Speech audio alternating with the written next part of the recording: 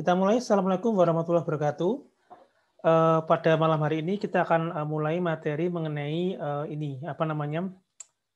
pengujian perangkat lunak pada pembahasan selanjutnya, yaitu membahas mengenai black box testing. Oke, saya share screen dulu untuk materi pada malam hari ini. Untuk videonya saya record ya. Silakan nanti bisa melihat via YouTube atau kalau misalnya ingin merecord atau istilahnya menyimak materi lebih mendalam kembali. Misalkan ada yang masih kurang jelas. Oke, saya mulai di sini.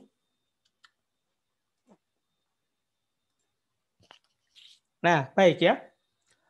Kita akan mulai materi pada malam hari ini mengenai pengujian perangkat lunak menggunakan black box testing. Nah, kalau kita berbicara mengenai black box testing, berarti di sini kita dapat menggambarkan sebuah bentuk bangun ya, sebuah bangun di mana bangun ini memiliki beberapa sisi. Kalau misalnya kita berbicara mengenai box itu adalah sebuah bangun yang berbentuk segi empat atau mungkin bisa berbentuk segi empat sama sisi atau berbentuk balok. Nah, kemudian mereka memiliki permukaan-permukaan yang ada di baik di atas, di bawah, di samping kiri kanan atau di samping depan belakang. Nah, di sini dikatakan black ya. Black itu berarti permukaannya kan terlihat. Nah, permukaan di sini yang saya maksud adalah nanti kalian melakukan pengujian yang terlihat dari luar. Jadi kalau misalnya nanti melakukan pengujian menggunakan aplikasi, maka nanti yang diuji adalah suatu tampilan yang terlihat oleh mata kalian secara langsung. Dari tampilan tersebut, dari aplikasi program tersebut, yang diuji itu adalah dari sisi tampilannya, ya, yang terlihat dari luar pada saat kalian menjalankan program. Nah, yang diuji itu adalah tampilannya. Tampilannya bagaimana? Oke, lanjut. Nah, di sini black box testing itu merupakan suatu pengujian yang tujuan utamanya itu adalah nanti untuk mencari ketidaknormalan atau ketidaksesuaian jalan program terhadap apa yang diharapkan. Nah, nanti tujuannya di sini adalah kalian mencari di mana ketidaknormalan atau ketidakberesan atau bisa dikatakan error lah ya gitu ya. Di mana nanti error itu ditemukan sehingga dengan adanya error itu nanti dapat diperbaiki menjadi aplikasi atau program yang lebih baik dari yang sebelumnya. Nah, black box testing ini memungkinkan pengembang software untuk membuat himpunan kondisi input yang akan melatih seluruh syarat-syarat fungsional suatu program. Jadi di sini dari sisi tampilan itu kan banyak fitur ya, banyak tombol dan sebagainya. Nah, itu dicek apakah berjalan atau tidak. Oke, saya lanjutkan.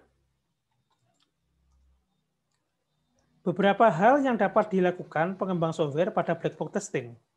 Di antaranya adalah fungsi-fungsi yang salah atau hilang. Fungsi-fungsi yang salah atau hilang. Kemudian yang kedua itu adalah kesalahan interface, lalu kesalahan dalam suhu data atau akses database eksternal, kemudian kesalahan performa, lalu kesalahan inisialisasi dan terminasi. Bentar. Nah, yang pertama adalah fungsi-fungsi yang salah atau hilang. Berarti pada sebuah tampilan mungkin nanti akan ditemukan pada saat menjalankan program tersebut ada beberapa fitur ya, atau beberapa fitur atau komponen yang tidak bisa berjalan dengan semestinya. Nah, ini bisa dilakukan menggunakan pengujian black box.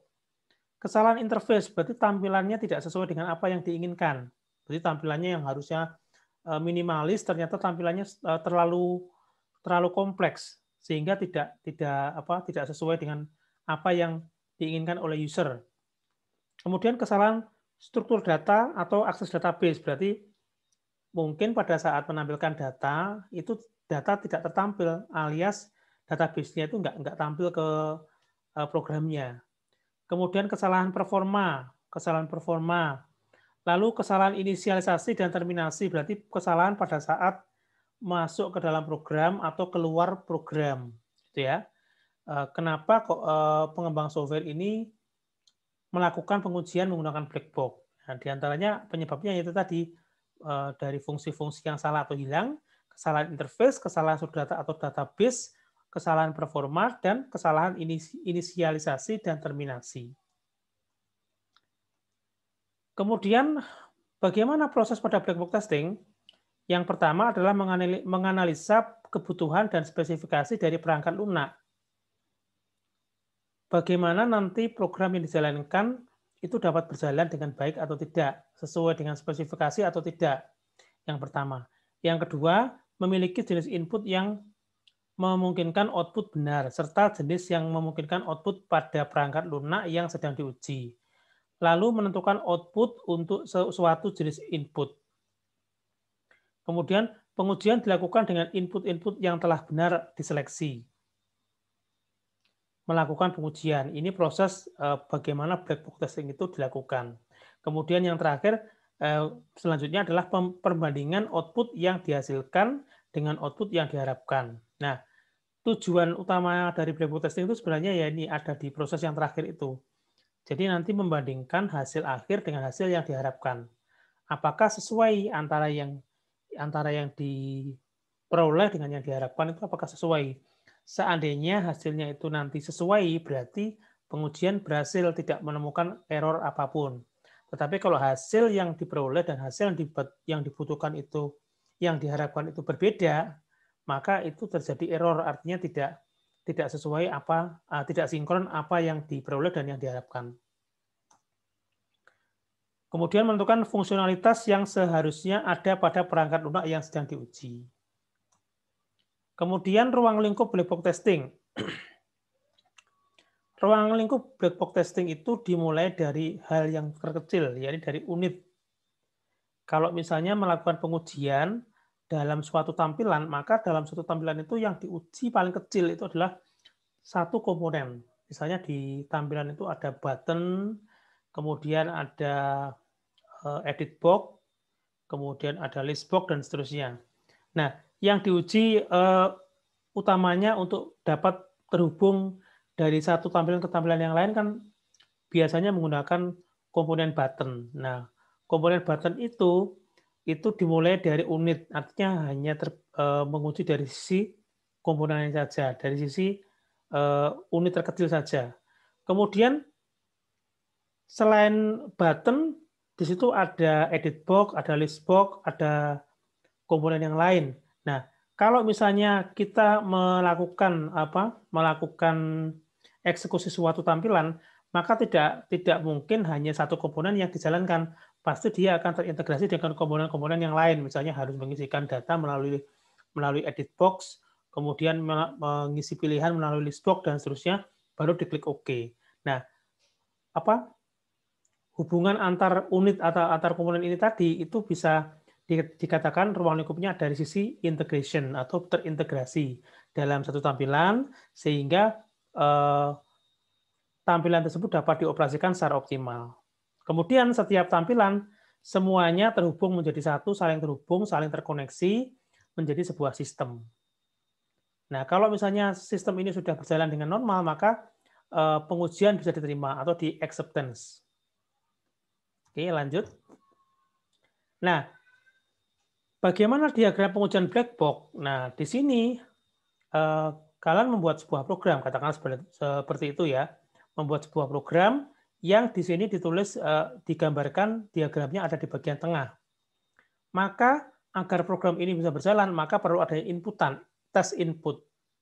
Misalnya memasukkan data, kemudian memasukkan data melalui edit box, lalu kemudian dieksekusi melalui tombol button, di OK, nanti hasilnya itu masuk ke tes output. Ya, masuk ke tes output.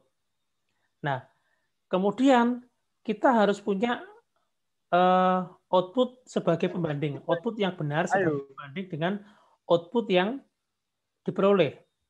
Seandainya nanti antara tes output dengan correct output ini sama, maka dapat dikatakan pengujiannya itu tidak menghasilkan sebuah error atau kesalahan. Tapi kalau pada saat dibandingkan antara tes output sama correct outputnya ini berbeda, maka akan timbul ini suatu error atau ketidaksesuaian antara hasil yang diperoleh dengan hasil yang diharapkan atau hasil yang benar lah gitu, katakan seperti itu. Nah, ada beberapa teknik dalam melakukan black box testing ya nanti di sini. Yang pertama adalah equivalent partitioning ya. Equivalent partitioning merupakan metode uji coba black box yang membagi domain output dari program menjadi beberapa kelas dari kasus uji coba yang dihasilkan. Lanjut. Pada equivalent partitioning, ini berusaha untuk mendefinisikan kasus uji yang menemukan sejumlah kesalahan dan mengurangi jumlah kasus uji yang harus dibuat. Nah, contohnya seperti ini untuk pengujian black box dengan teknik partitional equivalent partitioning ya. Jadi misalkan ada sebuah tampilan seperti ini. Sebelah kiri di sini dimasukkan angka minus 50 sebanyak 3 kali ya. Minus 50 sebanyak 3 kali. Kemudian pada tahap berikutnya, apabila nanti dimasukkan nilai yang kosong, artinya ada nilai yang tidak diisikan, maka ini nanti akan menghasilkan suatu hal yang invalid atau error. Ya, ini contohnya. Nah, ini ya, pada pengujian contoh pengujian yang pertama, di sini diisikan bahwa menghitung nilai rata-rata mahasiswa itu nilainya haruslah nilai yang positif. Artinya kalau menghitung nilai itu kan tidak mungkin nilai itu minus ya, minus 50 itu kan apa ada orang menilai menunjukkan nilai di mana nilainya itu di bawah 0 kan nggak mungkin ya. Itu kan nilai jadinya menjadi hutang nanti kalau minus. Jadi kalau misalnya menghitung suatu rata-rata itu pasti nanti range-nya itu di antara 0 sampai 100. Range-nya 0 sampai 100. Berarti di sini kalau nilai 1 sampai nilai 3-nya diisikan di bawah nilai 0, maka setelah diklik hitung kuis, hasilnya kosong di sini. Hasil nilai rata-ratanya kosong. Kemudian nilai kuis pertamanya juga kosong karena tidak menghasilkan suatu nilai rata-rata. Nah, hal yang berbeda apabila nanti kita memasukkan angka antara 0 sampai 100. Maka ketika nilai kita isikan nilainya 90, rata-ratanya juga akan menghasilkan nilai 90. Sehingga apabila nanti menghasilkan nilai rata-rata yang tertulis di sini atau tertera atau tertampil, maka dapat dikatakan pengujian ini berhasil atau valid. Berarti kan yang diperoleh nilai rata-rata muncul, yang diharapkan harusnya nilai rata-ratanya juga muncul. Kalau yang tadi kan gini, kalau yang pertama yang diperoleh, yang diharapkan dulu, yang diharapkan tidak muncul, yang diharapkan mestinya muncul, mohon maaf, yang diharapkan mestinya muncul, tapi pada kenyataannya yang diperoleh tidak muncul, berarti kan tidak sama ya antara yang diperoleh dengan yang diharapkan atau yang diharapkan itu nggak sama, yang diperoleh itu nilainya kosong, yang diharapkan harusnya muncul nilainya, ternyata tidak muncul, maka pada pengujian seperti ini dapat dikatakan pengujiannya error atau invalid. Demikian pula jika nilainya lebih dari 100, karena nilai rata-rata, nilai suatu rata-rata dalam katakanlah suatu mata pelajaran itu nilainya kan mesti di antara 0 sampai 100. Kalau memberikan nilainya lebih dari 100, maka dia akan menghasilkan hal yang sama dengan pengujian di awal tadi. Jika nilainya kurang dari 0, ya, sehingga dapat dikatakan invalid.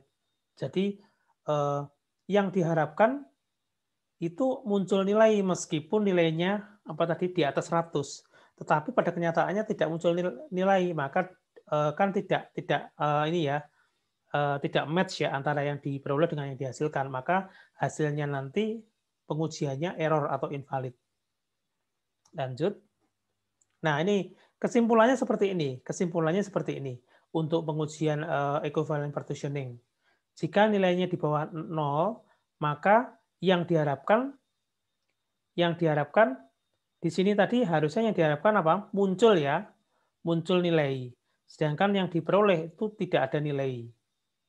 Ya, ini ada sedikit kesalahan ini ya. Nanti bisa saya anulir dari pernyataan saya di sini. Jadi harusnya untuk expected result-nya di sini adalah total average value. Jadi no-nya dihilangkan. Jadi yang diharapkan itu muncul, tetapi yang dihasilkan atau output-nya tidak muncul.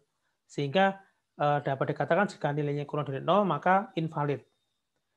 Kalau 0 sampai 100 nilainya 90 tadi, ternyata yang diharapkan muncul nilai rata-ratanya. Hasilnya juga muncul 90, maka valid. 100 juga sama dengan yang awal tadi, ya, invalid juga. Kemudian teknik yang kedua itu adalah boundary value.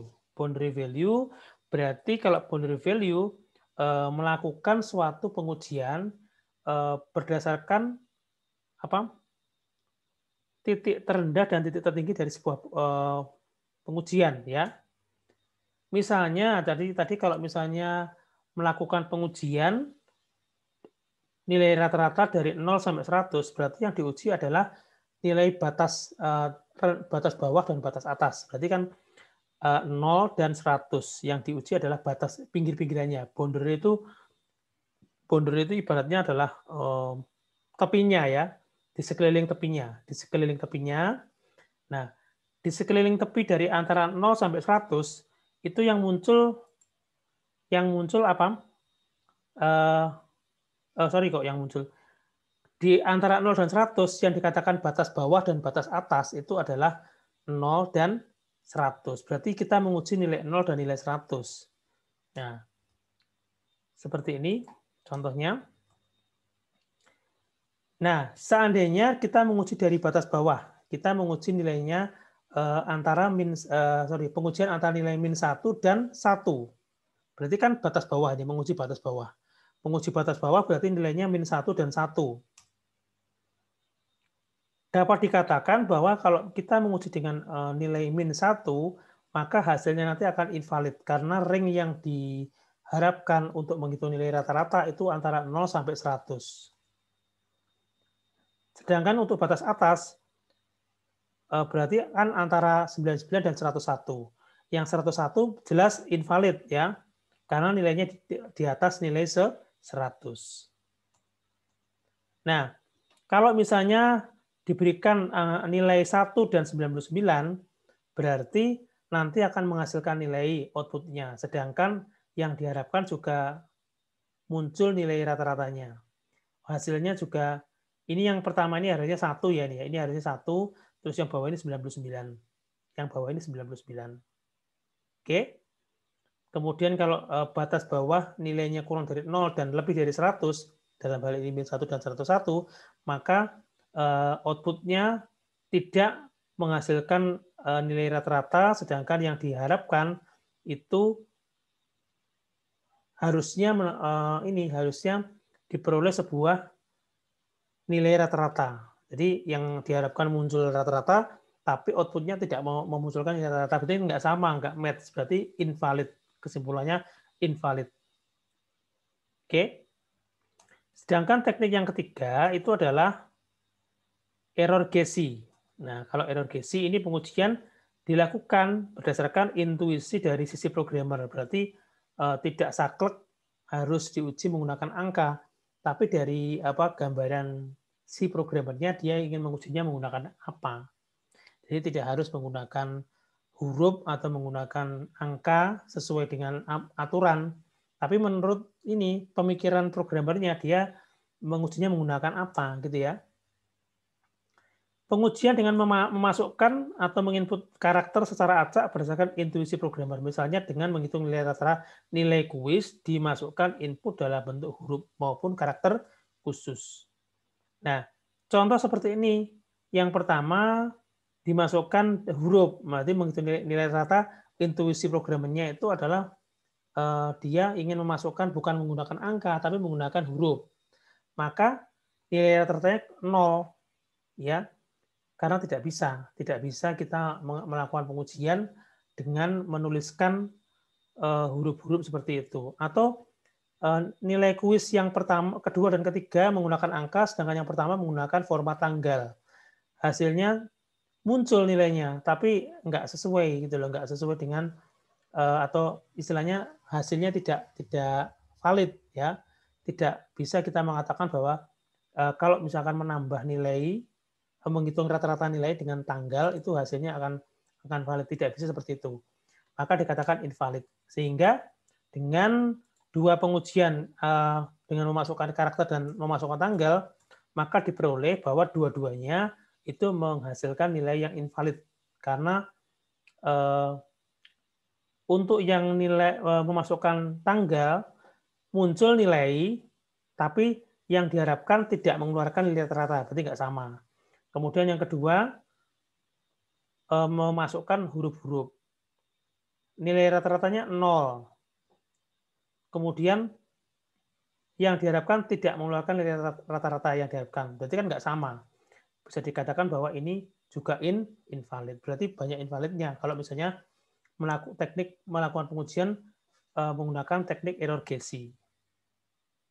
Oke, lanjut. Oke, sehingga kesimpulan dari perbandingan ketiga teknik menggunakan black box testing tadi dapat dihasilkan sebagai berikut. Tadi yang pertama, equivalent partitioning, dari beberapa pengujian itu untuk ring ya, untuk ring antara 0 sampai berapa tadi? 100, maka metode ini masih ditemukan metode ini tidak ditemukan adanya kesalahan antara 0 sampai 100. Hanya ditemukan kesalahan pada ring di bawah 0 dan di atas 100. Demikian juga untuk boundary value. Ya. Kalau error guessing baik menggunakan karakter apapun dilakukan pengujian, hasilnya itu tetap invalid atau ditemukan kesalahan. Oke.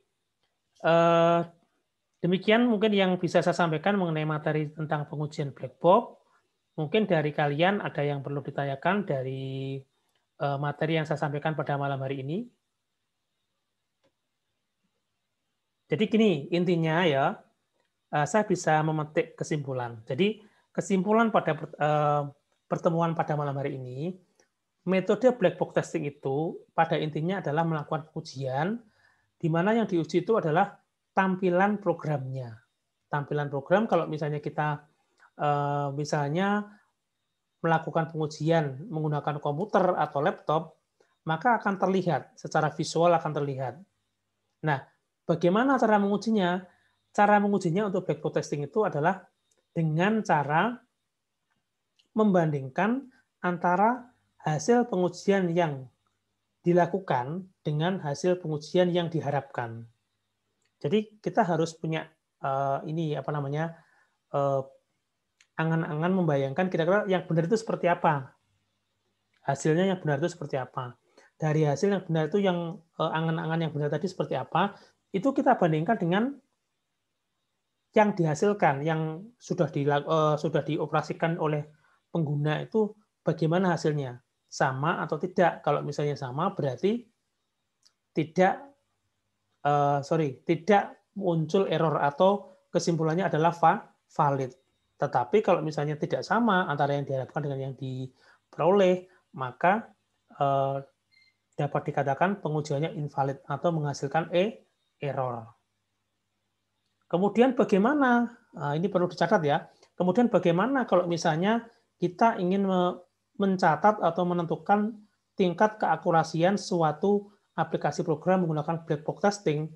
Nah, mudah sekali ya. Jadi misalnya ya, katakanlah dalam satu pengujian tampilan, kita bisa melakukan pengujian yang pertama ya. Pengujian yang pertama kita bisa melakukan 3 kali pengujian. Jadi ada tampilan login misalnya. Tampilan login itu kita bisa menguji sebanyak 3 kali. Yang pertama, memasukkan username dan password dengan benar. Kemudian memasukkan username dan password dengan ngawur. Yang ketiga, memasukkan username dengan password, di mana username-nya itu ada satu huruf yang capital atau huruf ya, atau berbentuk huruf besar. Berarti di mana tadi? Istilahnya di tampilan, di username-nya itu ada satu huruf yang berjenis huruf besar. Nah, kalau misalnya pada pengujian yang ketiga itu ternyata yang diharapkan kan walaupun username-nya itu menggunakan huruf besar, huruf kecil, tetap nanti akan masuk ke halaman beranda misalnya seperti itu. Tapi pada kenyataannya error karena program tidak mendeteksi adanya atau program mendeteksi adanya sifat case sensitif dari karakter. Sehingga kan invalid.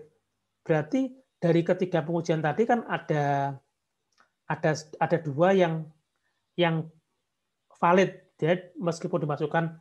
Yang pertama, username dan password benar, diklik login, masuk ke beranda. Yang kedua, username dan password ngawur, tidak masuk ke beranda. Yang diharapkan juga tidak masuk ke beranda. Berarti kan dua-duanya valid. Kemudian yang ketiga tadi, username dengan huruf di username-nya itu salah satunya kapital atau huruf besar. Pada saat diklik login, yang diharapkan masuk ke halaman beranda. Tapi kenyataannya yang diperoleh gagal masuk ke beranda. Berarti kan nggak valid. Berarti untuk menghitung nilai keakurasiannya itu adalah kalian tentukan yang valid ada berapa. Yang valid ada 2 tadi ya. Kemudian jumlah pengujiannya ada berapa? Ada 3. Berarti 2/3 kali 100%. Sama dengan 66,67%. Itu untuk menentukan tingkat keakurasian pada misalkan adalah contoh dari tampilan halaman login. Itu contoh seperti itu. Oke? Ada pertanyaankah dari kalian?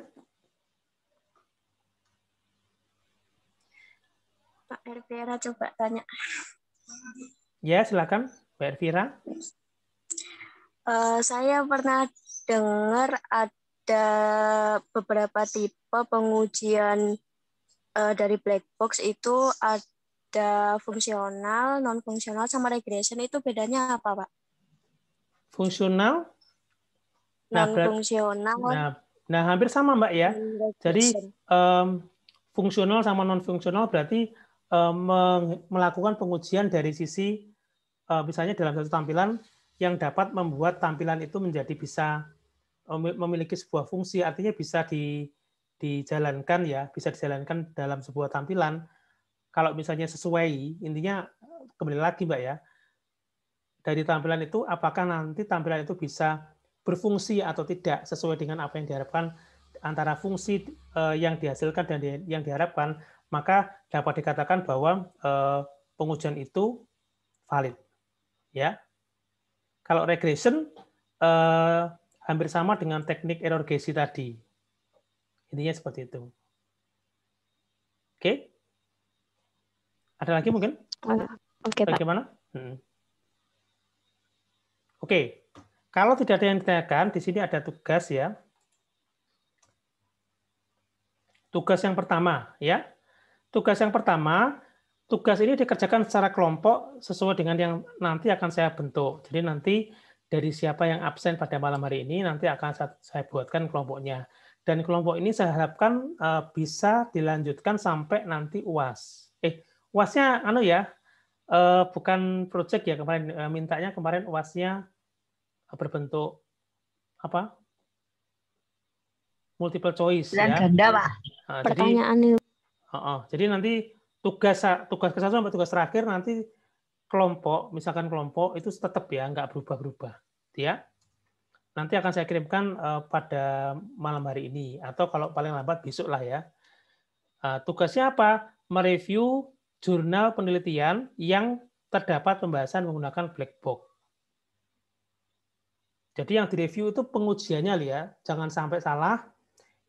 Nanti yang diuji penulisannya, bukan, saya nggak minta yang penulisan jurnalnya yang direview, tapi bagaimana jurnal itu membahas pengujian black box-nya itu yang kalian review, bukan penulisannya, tapi bagaimana jurnal itu membahas metode pengujian black box-nya. Itu ya, yang saya minta itu, bukan penulisannya. Kemudian artikel jurnal penelitian ditentukan, jadi nanti saya menentukan, lalu kalian buat video presentasi dari hasil review tugas ke-1 dengan durasi maksimal 15 menit, ukuran filenya tidak lebih dari 30 MB. Oke. Pada saat presentasi, upayakan setiap anggota kelompok itu videonya diaktifkan. Jangan sampai tidak diaktifkan. Kalau tidak diaktifkan, nanti saya tidak tahu ini yang ngomong siapa, gitu ya. Kemudian, nah nanti untuk presentasinya silakan kalian gunakan aplikasi menggunakan Zoom atau Google Meet bebas, ya. Zoom atau Google Meet.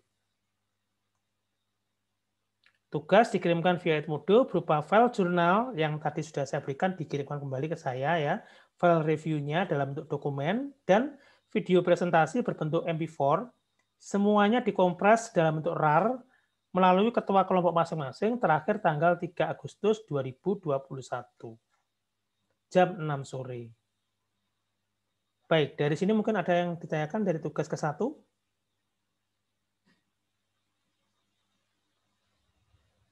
Oke, baik, kalau tidak ada yang ditanyakan, ini sudah jam berapa tadi ya? Oke. Oh ya, akan saya unlock ya untuk presensinya setelah saya tutup perkuliahan pada malam hari ini. Apabila nanti kalian memerlukan dokumentasi dari materi pada malam hari ini, silakan nanti kalian bisa mengakses melalui YouTube yang akan saya share melalui grup WA. Oke? Jangan lupa nanti untuk kalian tambahkan seperti biasa kalau di YouTube itu mintanya apa, gitu ya. Oke. Kalau nggak ada lagi yang ditanyakan, perkuliahan saya kira sekian. Kita lanjutkan untuk perkuliahan berikutnya minggu depan. Saya kira sekian. Akhirul kalam. Wassalamualaikum warahmatullahi wabarakatuh. Waalaikumsalam warahmatullahi wabarakatuh. Selamat malam. Selamat malam, Pak. Malam, Pak.